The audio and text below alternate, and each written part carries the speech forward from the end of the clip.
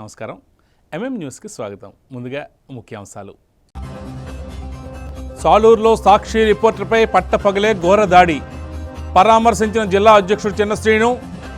నిందితులను కఠినంగా శిక్షించాలని డిమాండ్. విజయనగరం కలెక్టరేట్లో బాలల హక్కుల పరిరక్షణపై సమీక్ష. బాల్య వివాహాలు లేని జిల్లాగా తీర్చిదిద్దామని కమిషన్ సభ్యులు పిలుపు. పారాదిలో బీసీ బాలుర వసతి గృహాన్ని ప్రారంభించిన కలెక్టర్, ఎమ్మెల్యే. విద్యార్థులకు చదువే శాశ్వత ఆస్తి అని వెల్లడించిన కలెక్టర్ రామ్ సుందర్ రెడ్డి. విజయనగరం జిల్లా సాలూరులో సాక్షి టీవీ విలేకరి నల్లి శ్రీనివాస్పై జరిగిన దాడి ఘటన తీవ్ర సంచలనం సృష్టిస్తుంది. పట్టపగలు అది సాలూరు రూరల్ పోలీస్ స్టేషన్ ఎదురుగానే దుండగులు ఈ ఘాతుకాన్ని కొడిగేయడం కలకలం రేపుతుంది. విలేకరి శ్రీనివాస్ మరో రిపోర్టర్తో కలిసి ఎంపీడీఓ కార్యాలయం నుంచి బైక్పై వస్తూ ఉండగా ముగ్గురు గుర్తు తెలియని వ్యక్తులు వారిని వెంబడించారు. పోలీస్ స్టేషన్ సమీపంలోనే వారిని అడ్డగించి శ్రీనివాస్పై విచక్షణారహితంగా దాడికి పాల్పడ్డారు. ఈ మేరకు తీవ్రంగా గాయపడి సాలూరు ప్రభుత్వ ఆసుపత్రిలో చికిత్స పొందిన శ్రీనివాస్ను వైఎస్ఆర్సీపీ జిల్లా అధ్యక్షుడు మజ్జి శ్రీనివాసరావు, మాజీ డిప్యూటీ సీఎం రాజేంద్ర ద్వారా పరామర్శించారు. ఆయన ఆరోగ్య పరిస్థితిపై వైద్యులతో చర్చించి మెరుగైన చికిత్స కోసం విజయనగరం ఆసుపత్రికి తరలించాలని కోరారు. ఈ ఘటనపై జిల్లా ఎస్పీతో మాట్లాడిన చిన్నశ్రేణు నిందితులను వెంటనే గుర్తించి కఠిన చర్యలు తీసుకోవాలని డిమాండ్ చేశారు. అనంతరం మీడియాతో మాట్లాడుతూ జర్నలిస్టులు, కార్యకర్తలపై జరుగుతున్న ఇటువంటి దాడులను సహించబోమని, కూటమి నేతల ఆగడాలను ప్రజాక్షేత్రంలోనే ఎదుర్కొంటామని హెచ్చరించారు.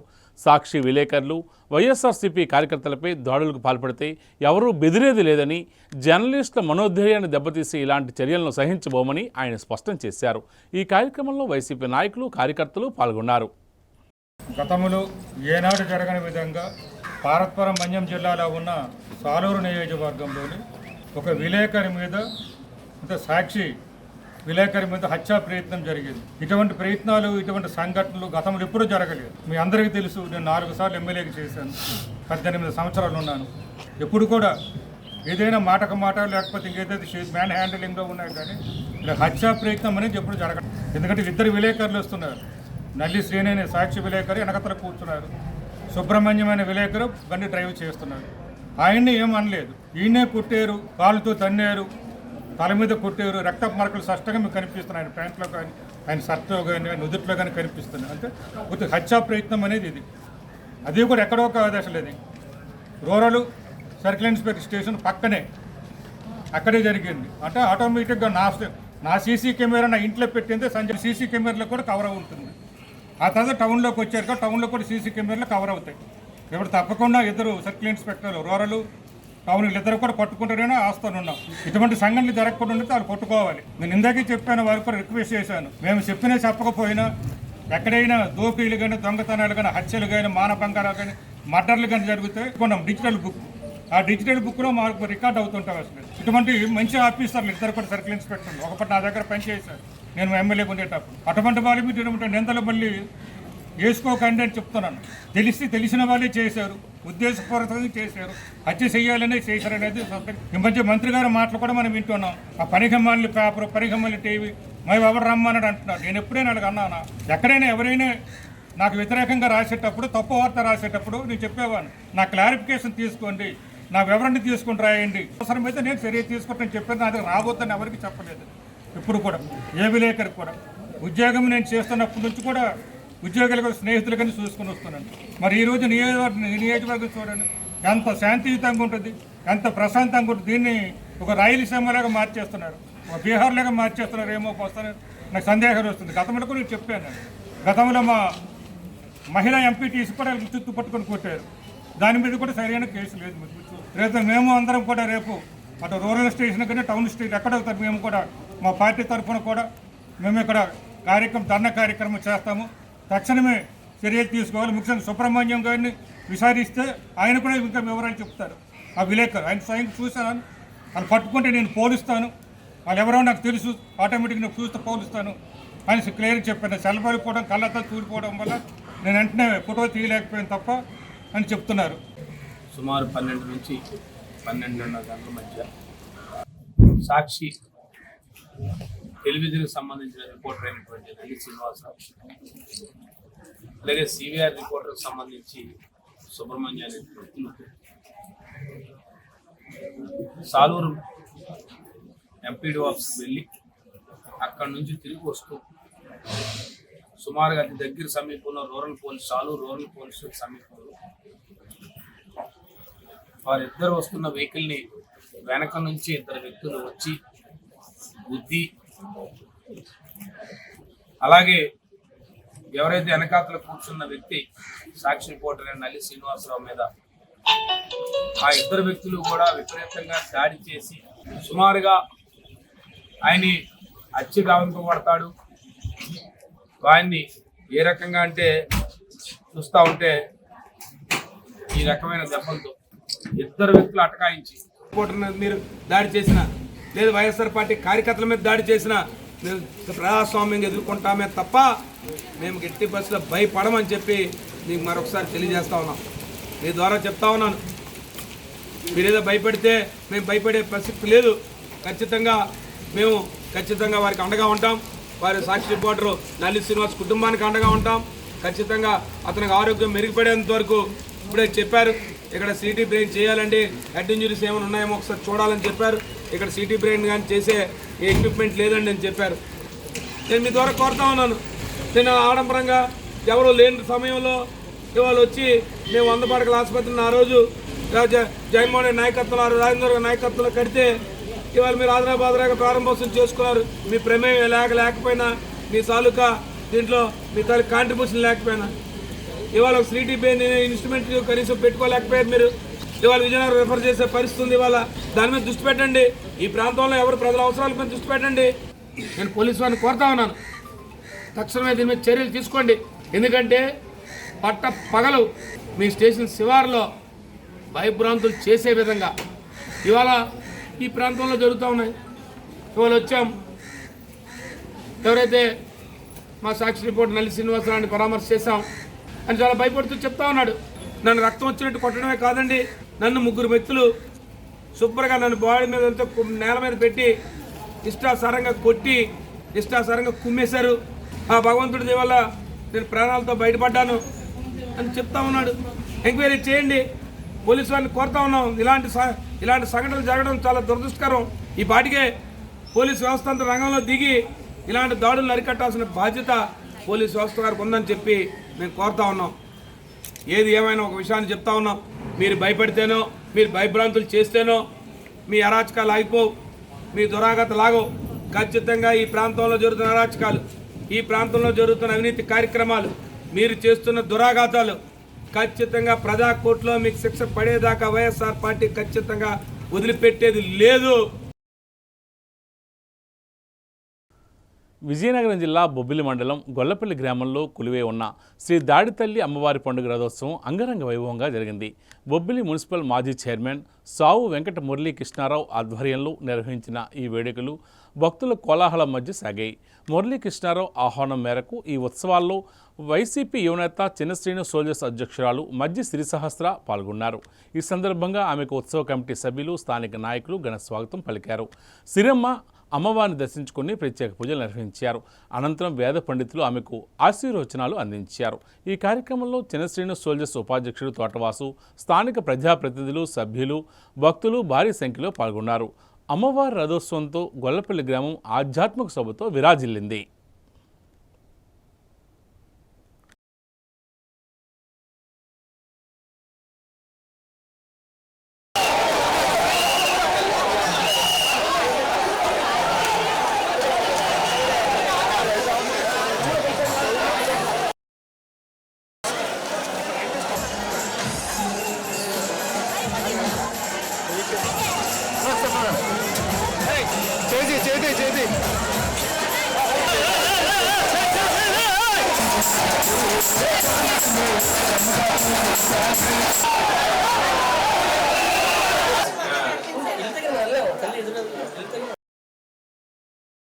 విజయనగరం జిల్లా వ్యాప్తంగా అంతర్జాతీయ కార్మిక దినోత్సవం మేడే వేడుకలను అత్యంత ఘనంగా నిర్వహించాలని సిఐటియు జిల్లా ప్రధాన కార్యదర్శి టివి రమణ పిలుపునిచ్చారు. కేఎల్పురంలోని శ్రామిక్ భవనంలో జరిగిన మీడియా సమావేశంలో ఆయన మాట్లాడుతూ దేశంలో మోడీ నేతృత్వంలోని ఎన్డీఏ ప్రభుత్వం కార్మిక చట్టాలను రద్దు చేస్తూ 4 లేబర్ కోడ్లను అమలుకు తెచ్చేందుకు ప్రయత్నించడంపై ఆయన తీవ్ర ఆగ్రహం వ్యక్తం చేశారు. ప్రభుత్వ రంగ సంస్థల రక్షణ, 8 గంటల పని విధానం అమలు, అసంఘటిత రంగ కార్మికులకు సంక్షేమ చట్టం వంటి డిమాండ్లతో కార్మిక లోకం ఐక్య ఉద్యమాలకు సిద్ధం కావాలని ఆయన పిలుపునిచ్చారు. జిల్లాలోని 27 మండలాలు, 4 మున్సిపాలిటీల్లో సుమారు 150 ప్రాంతాల్లో జెండా ఆవిష్కరణలు, ప్రదర్శనలు నిర్వహిస్తున్నట్లు ఆయన తెలియజేశారు. విజయనగరం కోట వద్ద భారీ బహిరంగ సభ అనంతరం ప్రదర్శన ఉంటుందని పేర్కొన్నారు. ఈ కార్యక్రమంలో కార్మికులు, ఉద్యోగులు పెద్ద ఎత్తున పాల్గొని మేడేను జయప్రదం చేయాలని ఆయన కోరారు. ఈ సమావేశంలో సిఐటియు నాయకులు జగన్మోహన్ రావు, సూనారాయణ, బి రమణ తదితరులు పాల్గొన్నారు. ముందుగా జిల్లా కార్మిక వర్గానికి సిఐటియు విజయనగరం జిల్లా కమిటీ తరపున మేడే శుభాకాంక్షలు తెలియజేస్తున్నాం.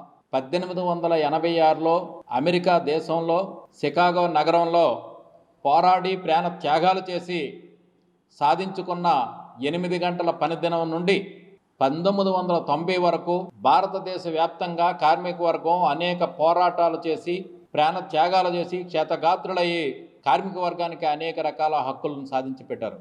కనీస వేతనం కానీ, పిఎఫ్, ఈఎస్ఐలు కానీ, గ్రాట్యుటీ కానీ, సెలవులు కానీ అనేక రకాల కార్మిక చట్టాలను సాధించి పెట్టింది మా ముందు తరం కార్మిక వర్గం. కానీ నేడు భారతదేశంలో మోడీ పాలనలో కార్మిక చట్టాలన్నింటినీ రద్దు చేసి 4 లేబర్ కోడ్లను తీసుకొచ్చి కార్పొరేట్ శక్తులకు, పెట్టుబడిదారులకు అనుగుణంగాను కార్మిక వర్గానికి కష్టాలు తెచ్చే పద్ధతిలో కార్మిక చట్టాలను మార్చేశారు. దీనికి వ్యతిరేకంగా ఇప్పటికే దేశవ్యాప్తంగా అనేక రకాల పోరాటాలు నిర్వహిస్తున్నాం. మొన్న ఫిబ్రవరి 12న దేశవ్యాప్త సమ్మె భారత కార్మిక వర్గం చేపట్టింది. అయినా మోడీ ప్రభుత్వం ముందుకు వెళ్తుంది. అందుకు నిరసనగాను రేపు మేడే సాక్షిగా జిల్లా వ్యాప్తంగా కార్మిక వర్గం మేడే కార్యక్రమాల్లో పాల్గొని 8 గంటల పనిదినంతో పాటుగా కార్మిక హక్కులను రక్షించుకోవడం కోసం ప్రతిజ్ఞ చేయాలని, నేడు రాష్ట్రంలో కూటమి ప్రభుత్వం 8 గంటల పనిదినాన్ని కాలరాసి 10 నుండి 12 గంటల పాటు పనిచేయాలని చెప్పి చంద్రబాబు నాయుడు గారి నాయకత్వంలో తీర్మానం చేసి చట్టం చేసింది. దీనికి వ్యతిరేకంగా జిల్లాలో కార్మిక వర్గం 8 గంటల రక్షణ కోసం ప్రతినిబోలాలని, రానున్న కాలంలో అది అమలు కోసం కార్మిక చట్టాలను రక్షించుకోవడం కోసం మేడే సందర్భంగా జిల్లాలో జరిగే కార్యక్రమాల్లో సిఐటియు ఆధ్వర్యంలో ఈ ప్రతిజ్ఞలు చేయాలని చెప్పి విజ్ఞప్తి చేస్తున్నాం. విజయనగరం జిల్లాలో 27 మండలాల్లోనూ 4 మున్సిపాలిటీల్లోనూ ఉమ్మడిగా 150 కేంద్రాల్లో పతాకావిష్కరణలు మేడే సందర్భంగా నిర్వహిస్తున్నాం. 27 మండల కేంద్రాల్లోనూ 4 మున్సిపల్ కేంద్రాల్లోనూ ప్రదర్శనలు, సభలు నిర్వహిస్తున్నాం. విజయనగరం జిల్లా కేంద్రంలో కోట దగ్గర ఉదయం 10 గంటలకి బహిరంగ సభ నిర్వహిస్తున్నాం. అక్కడి నుండి అనంతరం కోట జంక్షన్ నుండి గంట స్తంభం వరకు ప్రదర్శన నిర్వహిస్తున్నాం. మొత్తం ఈ కార్యక్రమాల్లో జిల్లా కార్మిక వర్గం పాల్గొని విజయవంతం చేయాలని, రానున్న కాలంలో కార్మిక వర్గ హక్కుల రక్షణ కోసం మేడే సందర్భంగా ప్రతిజ్ఞ చేయాలని చెప్పి విజ్ఞప్తి చేస్తున్నాం. విజయనగరం జిల్లా గజపతి నగరం మండలం మధుపాడ సమీపంలోని జాతీయ రహదారిపై ఘోర రోడ్డు ప్రమాదం జరిగింది. పెదమానాపురం వైపు నుంచి విజయనగరం వైపు వెళ్తున్న కారు, అలాగే గజపతినగరం నుంచి పెదమానాపురం వైపు వెళ్తున్న బైకు ఎదురెదురుగా బలంగా ఢీకొన్నాయి. ఈ ప్రమాదంలో బైక్పై ప్రయాణిస్తున్న కానిస్టేబుల్ శ్రీనివాసరావుకు తీవ్ర గాయాలయ్యాయి. సమాచారం అందుకున్న వెంటనే 108 అంబులెన్స్ సిబ్బంది ఘటనా స్థలానికి చేరుకుని బాధితుడిని చికిత్స నిమిత్తం తొలుత స్థానిక ప్రభుత్వ ఆసుపత్రికి తరలించారు. పరిస్థితి విషమంగా ఉండడంతో అక్కడి నుండి మెరుగైన వైద్యం కోసం విజయనగరం ఆసుపత్రికి తరలించారు. ఈ ఘటనపై ఎస్ఐ కిరణ్ కుమార్ నాయుడు కేసు నమోదు చేసి దర్యాప్తు చేపడుతున్నారు. జిల్లాలో బాల్య వివాహాల నివారణ, ఫోక్సో చట్టం అమలు, బాలల హక్కుల పరిరక్షణ అంశాలపై మహిళా అభివృద్ధి, శిశు సంక్షేమ శాఖ ఆధ్వర్యంలో బేటీ బచావో బేటీ పడావో కార్యక్రమంలో జిల్లా రెవెన్యూ అధికారి సత్యబాబు, ఆంధ్రప్రదేశ్ రాష్ట్ర బాలల హక్కుల పరిరక్షణ కమిషన్ సభ్యులు నాగమానస, చల్లా మధుసూదనరావు విజయనగరంలోని కలెక్టరేట్లో అధికారులతో సమీక్షా సమావేశం నిర్వహించారు. ఈ సందర్భంగా రాష్ట్ర బాలల హక్కుల పరిరక్షణ కమిషన్ సభ్యులు నాగమానస మాట్లాడుతూ లైన్ డిపార్ట్మెంట్ల మధ్య సమన్వయం, అవగాహన కార్యక్రమాల పెంపు, చట్టాల కఠిన అమలు వంటి అంశాలపై అధికారులకు, సిబ్బందికి దిశానిర్దేశం చేశారు. బాల్య వివాహాలు లేని జిల్లాగా విజయనగరాన్ని తీర్చిదిద్దామని ఆమె పిలుపునిచ్చారు. మహాకవి గురజాడ అప్పారావు వారి గృహాన్ని సందర్శించడం జరిగిందని, వారి రచనలను స్ఫూర్తిగా తీసుకొని బాల్య వివాహాల నివారణకు కమిషన్ కృషి చేస్తుందన్నారు. గిరిజన గురుకుల పాఠశాలలో చదువుతున్న బాలబాలికలపై వివక్ష, నిర్లక్ష్య వైఖరి వహిస్తే సహించేది లేదని, కమిషన్ వెంటనే చర్యలు తీసుకోవడం జరుగుతుందని పేర్కొన్నారు. ఈ సమావేశంలో వివిధ శాఖాధికారులు, సిబ్బంది పాల్గొన్నారు. మంచి అవకాశం వచ్చి సొసైటీకి ఉపయోగపడి బాలలందరినీ కూడా పరిరక్షించాలి. నా వంతు నేను ఈ సొసైటీలో ఎంతమంది చైల్డ్ని సేవ్ చేయగలుగుతానో మీ అందరి సహకారంతో, అధికారుల సహకారంతో, విత్ ఆల్ లైన్ డిపార్ట్మెంట్స్తో నేను ఖచ్చితంగా కష్టపడి కృషి చేస్తానని, అంతేకాకుండా మీరు కూడా అదే విధంగా ప్రతి ఒక్క డిపార్ట్మెంటు కూడా మాకు సహకరించాలి. జెన్యూన్ రిపోర్ట్తో జెన్యూన్గా మా అందరికీ కూడా మీరు సహకరించాలి. మీ నుంచి ఇందాక నాకు మంచి మెసేజ్ ఇచ్చారు. అంతేకాకుండా చాలామంది కూడా పిఎన్డి యాక్ట్ విషయంలో కొన్ని సందర్భాల్లో నేను చూడటం జరిగింది. మరి వాళ్ళు కూడా ఆడపిల్లలు అని అంటే ముందుకు రాకుండా అబార్షన్స్ అవి కూడా చేయడం జరుగుతుంది. కాబట్టి సివియర్గా మీరు స్కానింగ్ సెంటర్స్ అన్నింటిలో కూడా ప్రత్యేకమైన దృష్టి పెట్టాల్సిందిగా కోరుచున్నాను. చాలామందికి అవగాహన తెలియకుండా టీనేజింగ్ ప్రెగ్నెన్సీస్లో మరి గైనకాలజిస్టులు వాళ్ళు గవర్నమెంట్ డాక్టర్స్గా టీనేజ్ ప్రెగ్నెన్సీస్ వచ్చినప్పుడు కానీ, లేదా త్వరగా మ్యారేజ్ అయ్యి మేబీ ఆఫ్టర్ 18 అయినా కూడా త్వరగా మ్యారేజ్ చేసేసుకుంటున్నారు. బిలో 18కి చైల్డ్ మ్యారేజెస్ కింద వస్తుంది. తర్వాత కూడా మన యొక్క కొన్ని ఏరియాస్లో జరుగుతున్నాయి. వాళ్ళకి వెంటనే ప్రెగ్నెన్సీ వచ్చినప్పుడు మాకు అమ్మాయి అయితే వద్దు, అబ్బాయి అయితే కావాలని చెప్పి మరి చాలా విషయాల్లో, చాలా సందర్భాల్లో కూడా అటువంటి కేసెస్ కూడా చూడడం జరిగింది. దయచేసి అవన్నీ కూడా మీరు ఒకసారి దృష్టిలో పెట్టుకొని కంపల్సరీ దాని మీద మీరు యాక్షన్ తీసుకుంటే ఖచ్చితంగా మనం ఈ యొక్క రేట్ని కూడా, మనం ఇన్సిడెన్స్ ఆఫ్ రేట్ని కూడా మనం తగ్గించే అవకాశాలు ఉన్నాయి. Even PHC2, CHC and UHC all అక్కడ కూడా ఈ యొక్క చైల్డ్ సెంటర్స్లో కూడా వ్యాక్సినేషన్ షెడ్యూల్ అది వేసేటప్పుడు కూడా సక్రమైన ప్రొసీజర్స్ అనేవి కూడా చాలా వరకు ఫాలో అవ్వట్లేదు. దయచేసి అది కూడా మీరు ఒకసారి నోట్ చేసుకుని ఒకసారి చూసి దానికి కూడా మనం, ఎందుకంటే చిన్నపిల్లలకి బై బర్త్ ఆన్వర్డ్స్ కూడా BCC దగ్గర నుంచి ఫైనల్గా మనం 1 year వరకు ఇచ్చే వ్యాక్సిన్స్ అన్నింటినీ కూడా మనం చాలా సెక్యూర్డ్గా చాలా ప్రివెన్షన్ చేయాల్సి వస్తుంది. అవన్నీ కూడా మీరు ఒకసారి చూడాలి. నేను వెళ్ళిన ప్రతి హాస్పిటల్ విజిట్లో కూడా ప్రతి PHC సెంటర్ అవ్వచ్చు, CHC అవ్వచ్చు, UHC అవ్వచ్చు, మరి నాకు చాలా కొరత అయితే కనిపిస్తుంది. చాలా లోతు మరి చిల్డ్రన్స్ కోసం నేను ఆలోచిస్తుంటే చాలా వరకు అక్కడ వాళ్ళకి అవేర్నెస్ కూడా తెలియట్లేదు. ANMs అవ్వచ్చు, JNMs అవ్వచ్చు, BSc నర్సింగ్ అవ్వచ్చు, వీళ్ళందరూ కూడా ఎలా పడితే అలా వ్యాక్సిన్స్ వేసేయడం జరుగుతుంది. దాని మీద ఒక అవేర్నెస్ ప్రోగ్రామ్ అనేది కండక్ట్ చేసి డెఫినెట్గా దానికి కావాల్సినవన్నీ కూడా మీరు చేయాల్సిందిగా కోరుచున్నాను. మీరు ఎక్కువగా అమ్మాయిలు అయితే గవర్నమెంట్ కాలేజెస్, అబ్బాయిలు అయితే ప్రైవేట్ స్కూల్స్, ప్రైవేట్ ఇది అని చెప్పని నాకు ఇప్పుడు ఇందాక మీరు మాట్లాడేటప్పుడు మెన్షన్ చేశారు. బేసికల్గా చైల్డ్ మ్యారేజెస్ కానీ, మనం చైల్డ్ని సేవ్ చేసే విషయంలో కానీ మోరెవర్ మీరు అవేర్నెస్ ప్రోగ్రామ్స్ అనేవి కంపల్సరీ కండక్ట్ చేయండి. పిల్లలకి సెల్ ఫోన్స్ అనేది ఆల్రెడీ 1 to 18 years లోపు పిల్లలు సెల్ ఫోన్స్లో సోషల్ మీడియాని బ్యాన్ చేయడానికి మరి మనకి ఒక బిల్ అనేది కూడా పాస్ చేయడం జరిగింది. అది అతి త్వరలో కూడా మరి అమల్లోకి వచ్చేటట్టుగా చూస్తారు. కానీ వాళ్ళు చూసినా కూడా తల్లిదండ్రుల దగ్గర నుంచి పిల్లలు ఫోన్స్ అవి లాక్కోవడం వల్ల ఆ సోషల్ మీడియాలో మరి చాలా వరకు వాళ్ళు నేర్చుకుని, మంచి నేర్చుకుంటే పర్వాలేదు, చెడుని ఎక్కువగా ప్రేరేపిస్తున్నారు. కాబట్టి అటువంటి అవేర్నెస్ ప్రోగ్రామ్స్ అవి కూడా డెఫినెట్గా మీరు కండక్ట్ చేయాల్సి ఉంటుంది. అది ఖచ్చితంగా చూడండి. ఇంకొకటి, రేపు సమ్మర్ హాలిడేస్లో ప్రతి గురుకుల పాఠశాల నుంచి కూడా పిల్లలందరూ కూడా వాళ్ళ ఇళ్ళకి వెళ్తూ ఉంటారు. అటువంటప్పుడు వాళ్ళు ముందుకుండా వాళ్ళ తల్లిదండ్రులను పిలిచి వాళ్ళు ఎలాగ పేరెంట్ టీచర్ మీటింగ్ అనేది ఒకటి కండక్ట్ చేస్తూ ఉంటారు. కాబట్టి వాళ్ళకి చెప్పేటప్పుడు లవ్ అండ్ అఫెక్షన్తో పిల్లల్ని చాలా దగ్గరగా తీసుకుని అక్కుని చేర్చుకుని చూస్తే వాళ్ళు ఎటు కూడా వెళ్ళిపోవడానికి అవకాశం లేకుండా ఆ ప్రేమను పొంది హాలిడేస్లో ఆ పేరెంట్స్ పిల్లలతో గడపడం వల్ల మా పేరెంట్స్ నాతో గడిపారు, నేను మళ్ళీ రేపు బాగా చదువుకోవడానికి అవకాశం ఉంటుంది అని చెప్పి సెల్ ఫోన్స్ నుంచి వాటి నుంచి కూడా అవాయిడ్ చేసి ఆ పిల్లలకి మంచి వాళ్ళకి హ్యాపీనెస్గా కలిగేలాగా ఈ హాలిడేస్లో అది కూడా మీరు ప్రతి April 23 కానీ 22 కానీ పేరెంట్ టీచర్ మీటింగ్ పెట్టినప్పుడు మీరు అది కూడా వాళ్ళకి చెప్పండి. కాసేపు విరామం.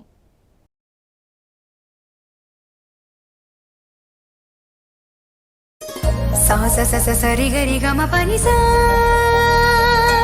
నిరిస నిరిస నిరిస నీద మాగరి సారిగమ అమ్మాయికి తన సొగసే ఆనందం మన మనసే దోచేనే తన అందం అందానికి ప్రతిరూపం ఆభరణం ఆభరణం అసలు రూపం Govinda jewelleries Govinda jewelleries Govinda jewelleries Govinda jewelleries సాంప్రదాయ స్వర్ణాభరణాలకు పుట్టినిల్లు మా Govinda jewelleries. Govinda jewelleries, MG road, Vizianagaram. అందమంటేనే ఆడవాళ్ళు. మరి మన ఆడవాళ్ళకి మరింత అందం చేకూర్చేది బంగారం.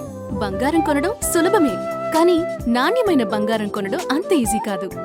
సంప్రదాయమైన కలెక్షన్స్, నాణ్యమైన ఆభరణాలు, సామాన్యుడికి కూడా అందుబాటైన ధరలు, నమ్మకమైన పేరు, అది మన ధనలక్ష్మి జ్యువెలర్స్. మా బామ్మ ఎప్పుడు చెప్పేది, ఒక్కసారి ధనలక్ష్మి జ్యువెలర్స్ లో బంగారం కొంటే మళ్ళీ మళ్ళీ కొంటూ ఉంటామని. ధనలక్ష్మి జ్యువెలర్స్, డాబా తోట, ఎంజీ రోడ్, విజయనగరం.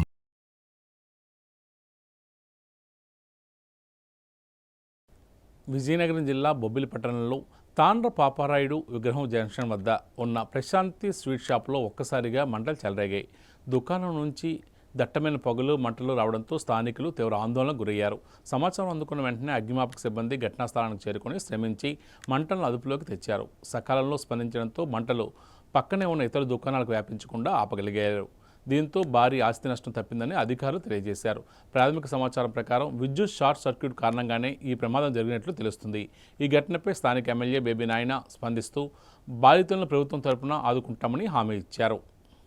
ఎల్నిఓ ప్రభావం కారణంగా ఈ ఏడాది సాధారణ వర్షపాతం తగ్గి ఎండల తీవ్రత పెరుగుతుందని, అలాంటి పరిస్థితుల్లో తక్కువ నీటితో పెరిగే పంటలను ఎంపిక చేయడం అత్యంత ముఖ్యమని జిల్లా వ్యవసాయ శాఖ అధికారి రామారావు తెలియజేశారు.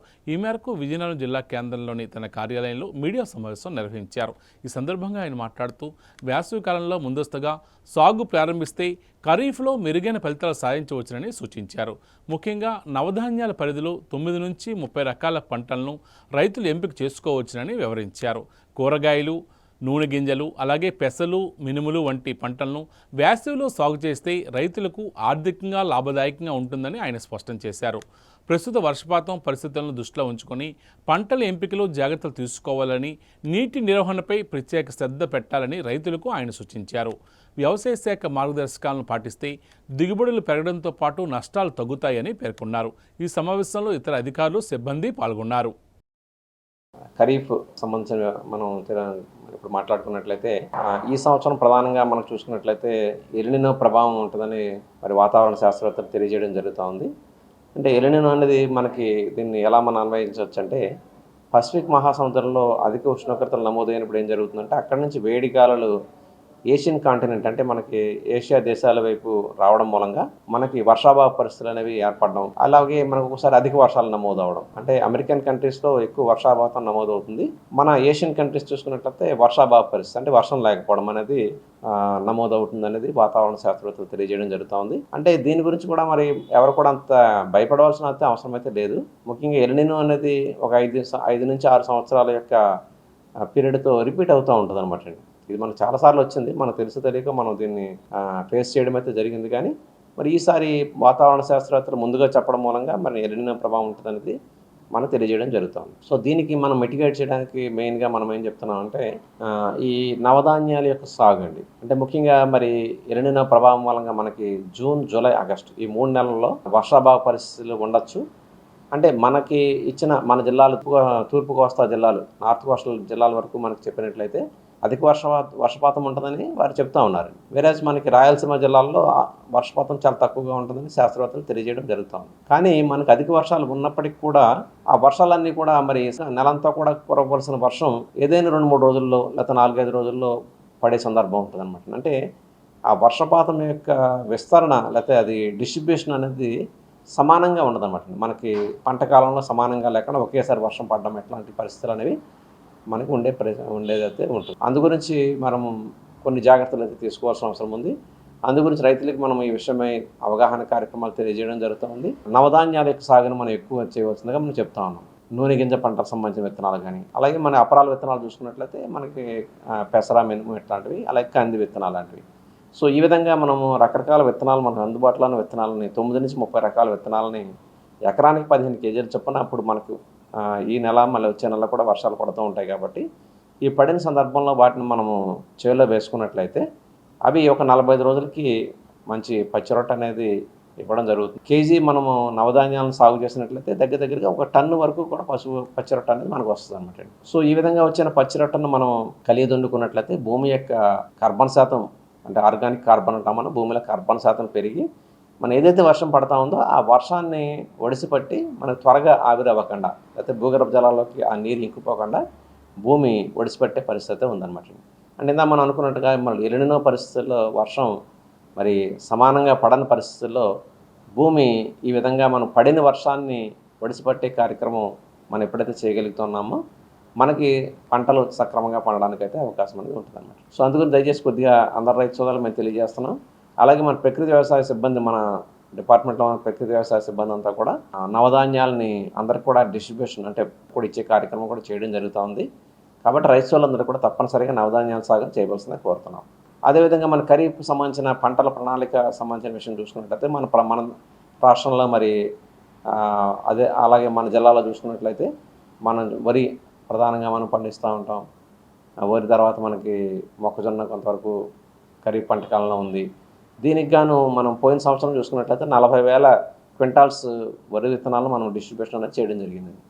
అదేవిధంగా ఈ సంవత్సరం కూడా మన 42,000 క్వింటాల్స్ కావాలని మనము గవర్నమెంట్ వారికి నివేదిక సమర్పించడం జరిగింది. అదేవిధంగా గవర్నమెంట్ కూడా 42,000 క్వింటాల్స్ మనకి మన జిల్లాకు గాను అలాట్మెంట్ అయితే చేయడం జరిగింది.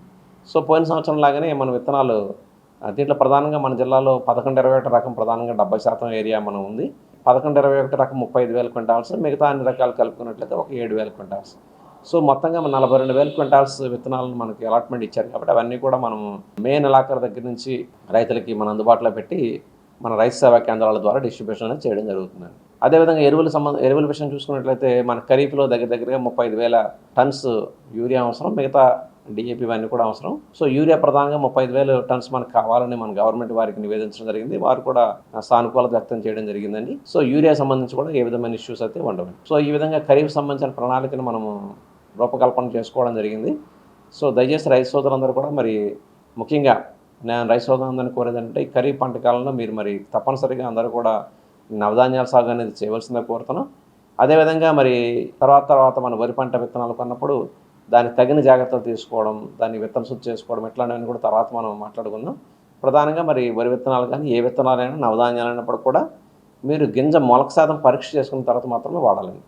సపోజ్ మరి ఆ విధంగా మనం వాళ్ళకి చేయకుండా ముందు ఆ విత్తనాలను చల్లేసుకున్నట్లయితే మీకు మీ యొక్క చాలా విలువైన సమయం అనేది వృధా అవుతుందండి. అందుకని దయచేసి రైతు సోదరులు నేను కోరేది ఏంటంటే నవధాన్యాల విషయంలో కూడా మీరు ఒకసారి విత్తన మొలక శాతం పరీక్ష చేసుకుని మాత్రమే వాటిని ఉపయోగించవలసిందిగా కోరుతున్నాను.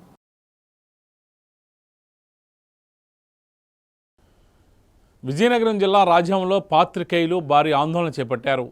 ఆంధ్రజ్యోతి రిపోర్టర్ జగన్మోహన్ రెడ్డిని దుండగులు అతి కిరాతకంగా హత్య చేయడాన్ని నిరసిస్తూ రాజ్యం ప్రెస్ క్లబ్ సభ్యులు రోడ్డుపైకి వచ్చి నిరసన తెలియజేశారు. సమాజంలో జరుగుతున్న అక్రమాల వార్తల ద్వారా వెలుగులోకి తెస్తున్న రిపోర్టర్లపై ఇలాంటి దాడులు జరగడం ప్రజాస్వామ్యంపై జరుగుతున్న దాడి అని వారు ఆవేదన వ్యక్తం చేశారు. ఈ సందర్భంగా ప్రెస్ క్లబ్ నుండి అంబేద్కర్ సెంటర్ వరకు భారీ ర్యాలీ నిర్వహించిన పాత్రికేయులు అక్కడ మానవహారంగా ఏర్పడి నిరసన తెలియజేశారు. జర్నలిస్టుల రక్షణ కోసం ప్రభుత్వం వెంటనే ప్రత్యేక రక్షణ చట్టాన్ని తీసుకురావాలని ఈ సందర్భంగా వారు డిమాండ్ చేశారు.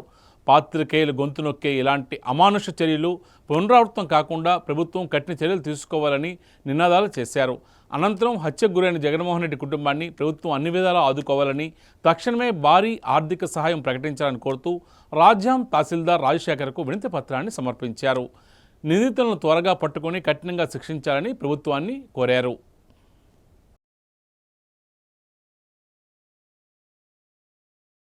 హత్యా రాజకీయాలు ఎలాంటి తావు లేదు. చిత్తూరు జిల్లా వీకోట ఏబిఎన్ ఆంధ్రజ్యోతి విలేకరిని ఎర్రచందనం స్మగ్లర్ తమీం అనే ఒక వ్యక్తి నిన్న ఉదయం అమానుషంగా కత్తిపోట్లతో చంపడం అనేది రాజాం ప్రెస్ క్లబ్ తీవ్రంగా ఖండిస్తోంది. దీని వెనకాతల ఇతనే ఉన్నాడా, ఇంకెవరైనా పాత్రదారులు సూత్రధారులు ఎవరైనా ఉన్నారా, అలాంటి వారిని వెలికి తీసి వాళ్ళందరిపై కూడా కఠిన శిక్ష తీసుకోవాలని రాష్ట్ర డీజీపీని, ముఖ్యమంత్రిని, హోంశాఖ మంత్రి అనిత గారిని రాజాం ప్రెస్ క్లబ్ తరఫున డిమాండ్ చేస్తున్నాం. ఇదే సమయంలో తరచూ ఎక్కడ రాష్ట్ర వ్యాప్తంగా పాత్రికేయులు తరచూ దాడులు గురవుతున్నారు. వాటికి ఎలాంటి చట్టపరమైన చర్యలు లేవు, అటువంటి వారికి శిక్షలు లేవు. ఇలాంటి పరిస్థితి మళ్ళీ భవిష్యత్తులో తలెత్తకుండా ఏ పాత్రికేయుడు కూడా ఇలాంటి దుండగులు అమానుషంగా వ్యవహరించే వ్యక్తులు బారిన పడకుండా ఉండాలి అంటే ఖచ్చితంగా పాత్రికేయులను రక్షించే చట్టాలు కఠినంగా ఉండాలి. దీని మీద రాష్ట్ర ముఖ్యమంత్రి ప్రత్యేకంగా చొరవ తీసుకోవాలి. ఈ వ్యవహారానికి సంబంధించి డీజీపీని, హోంశాఖ మంత్రికి ప్రత్యేక ఆదేశాలు ఇవ్వాలి. పోలీసులు కూడా ఈ వ్యవహారంలో కీలకంగా వ్యవహరించాలి, పాత్రదారుల్ని శిక్షించాలి. ఇదే సమయంలో తమీమును ఎన్కౌంటర్ చేయాలని రాజాం ప్రెస్ క్లబ్ తరఫున మేము ముక్తకంఠంతో డిమాండ్ చేస్తున్నాం. భారతదేశంలో మీడియాకు స్వేచ్ఛ ఉంది. రౌడీలు, గోండాలు దౌర్జన్యం చేసి కత్తిపోట్లు పొడిచి చిత్తూరు జిల్లాలో జగన్మోహన్ రెడ్డి అనే ఏబిఎన్ విలేకరిని చంపడం చాలా దారుణం. దీనిని తీవ్రంగా రాజాం ప్రెస్ క్లబ్ తరఫున ఖండిస్తున్నాం. ఇది చాలా అన్యాయం.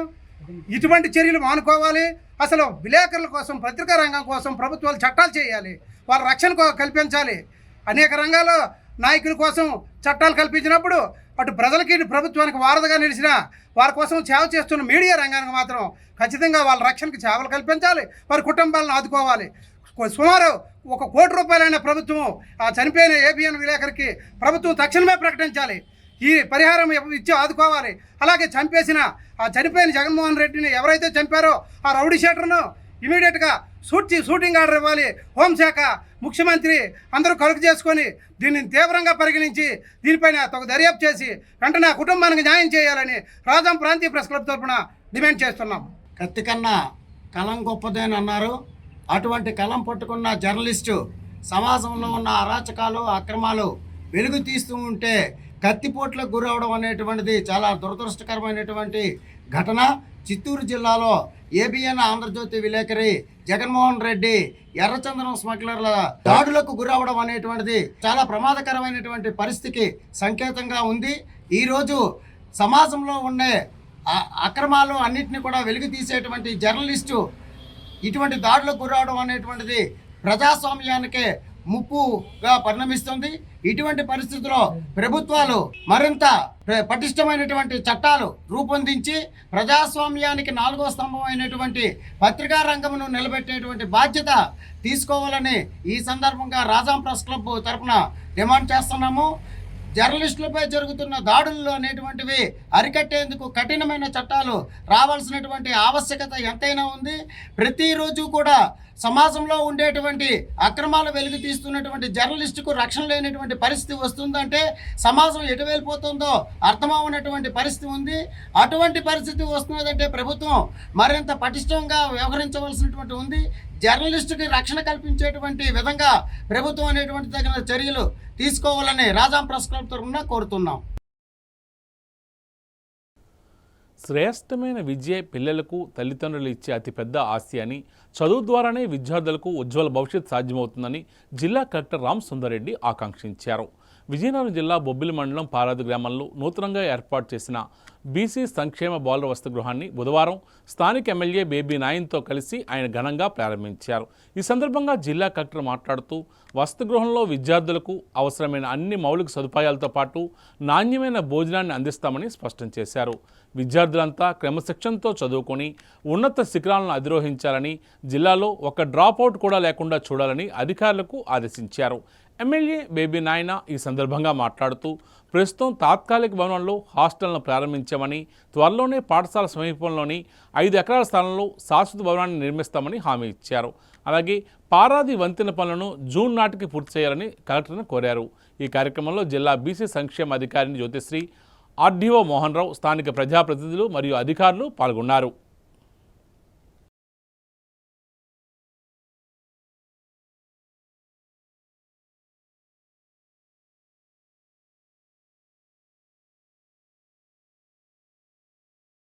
మన బీసీ వెల్ఫేర్ హాస్టల్ ఇవాళ పారాది గ్రామంలో మరి ప్రారంభించుకోవడం చాలా చాలా సంతోషంగా ఉంది. అతి త్వరగా స్పందించడమే కాకుండా దాని సాధ్యాసాధ్యాలు ఒకవేళ సాధ్యం అయితే వెంటనే ఇంప్లిమెంట్ చేయడం, సాధ్యం కాకపోతే సాధ్యం కాని పనిని ఎలాగ సాధ్యం చేయడం అనేది వెంటనే పరిశీలి చేసి మరి ఒక అందరి అధికారులతో సమాలోచన చేసి సమస్యల పరిష్కారం దిశగా మరి కలెక్టర్ గారు ముందు చూపుతోని ఈ జిల్లాని ముందుకు తీసుకెళ్తున్నారన్న విషయం మీకు అందరికీ కూడా సభాముఖంగా తెలియజేసుకుంటున్నాను.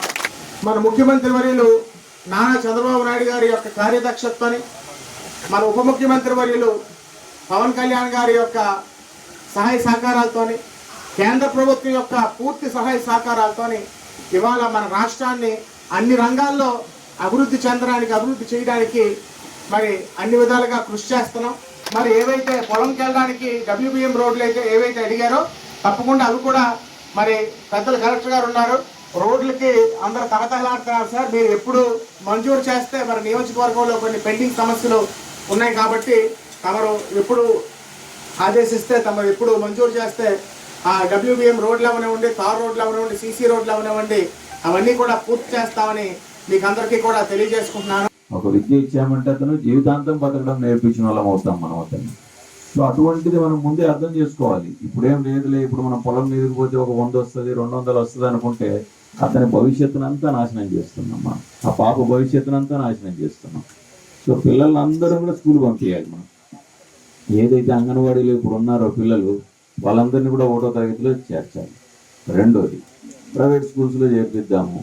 సో మీరు ప్రైవేట్ స్కూల్స్లో చేర్పడానికి మాకేం అభ్యంతరం లేదు, కానీ మన స్కూల్స్లో అత్యంత క్వాలిటీ ఉన్న టీచర్స్ ఉన్నారు, అత్యంత క్వాలిటీ ఉన్న బుక్స్ ఉన్నాయి, యూనిఫామ్స్ ఉన్నాయి, ఫ్రీగా ఇచ్చేటి బుక్స్ ఉన్నాయి, బ్యాగ్స్ ఉన్నాయి. సో వీటినన్నీ వదిలేసి పై మెరుగులు చూసుకొని మనము వేరే ఇన్స్టిట్యూషన్స్ పోవాల్సిన అవసరం లేదు. మనం పై మెరుగులు ఏమక్కర్లేదు. మంచి ఇన్ఫ్రాస్ట్రక్చర్ ఉంది, టేబుల్స్ ఉన్నాయి, బెంచ్లు ఉన్నాయి. రాష్ట్రంలో అత్యంత క్వాలిఫైడ్ అంటే బాగా చదువుకున్న టీచరు ఈ 15 గ్రామాలకు సంబంధించిన పిల్లలు కూడా దూరం నుంచి రోజు రాలేకపోవచ్చు. సో మనం హాస్టల్స్లో స్టార్ట్ చేద్దాం, ఒకరితోనే స్టార్ట్ చేద్దాం. సో స్లోగా వాళ్ళ కాన్ఫిడెన్స్ వచ్చిన తర్వాత అందరినీ కూడా జాయిన్ చేస్తారు. సో మీరు జాయిన్ చేసే బాధ్యత మీరు తీసుకోండి. దీని క్వాలిటీ మెయింటైన్ చేసే బాధ్యత మన అధికారులది. మీరు దీంట్లో పిల్లలకు క్వాలిటీ ఎడ్యుకేషన్ ఇవ్వాలి, క్వాలిటీ స్టే ఇవ్వాలి, క్వాలిటీ ఫుడ్ ఇవ్వాలి వాళ్ళకి. సో ఇది మన బాధ్యత. తీసుకొచ్చే బాధ్యత నాయకులు తీసుకుంటారు. వాళ్ళ క్వాలిటీ ఎడ్యుకేషన్ అండ్ ఫెసిలిటీ ఇవ్వాల్సిన బాధ్యత మన అధికారులు తీసుకోవాల్సిన అవసరం ఉంది. ఇలాగే పారాది బ్రిడ్జి గురించి కూడా ఎమ్మెల్యే గారు చెప్పారు. ఈ విషయాన్ని ఆనరబుల్ సీఎం గారు మన చీఫ్ మినిస్టర్ గారి మీటింగ్లో, మన డిస్ట్రిక్ట్ మీటింగ్లో ఎమ్మెల్యే గారు స్పెషల్గా రైజ్ చేయడం జరిగింది. ఆ రోజు ఏం జరిగిందో మొత్తం వివరించారు. అప్రోచ్ రోడ్ లేకపోవడం వల్ల ఏం జరిగిందో వివరించడం జరిగింది. సో ఆనరబుల్ సీఎం గారు వెంటనే దాని ఎస్టిమేట్స్ ఏమున్నాయి అవి పంపించమని చెప్పడం జరిగింది. అవి కూడా మనం పంపించాం. ముఖ్యాంశాలు మరోసారి. సాలూరులో సాక్షి రిపోర్టర్పై పట్టపగలే ఘోర దాడి. పరామర్శించిన జిల్లా అధ్యక్షుడు చిన్న శ్రీను. నిందితులను కఠినంగా శిక్షించాలని డిమాండ్. విజయనగరం కలెక్టరేట్లో బాలల హక్కుల పరిరక్షణపై సమీక్ష. బాల్య వివాహాలు లేని జిల్లాగా తీర్చిదిద్దామని కమిషన్ సభ్యులు పిలుపు. పారాదిలో బీసీ బాలుర వసతి గృహాన్ని ప్రారంభించిన కలెక్టర్, ఎమ్మెల్యే. విద్యార్థులకు చదివే శాశ్వత ఆస్తి అని వెల్లడించిన కలెక్టర్ రామ్ సుందర్ రెడ్డి. వార్తలు ఇంతటితో సమాప్తం. చూస్తూనే ఉండండి MM న్యూస్.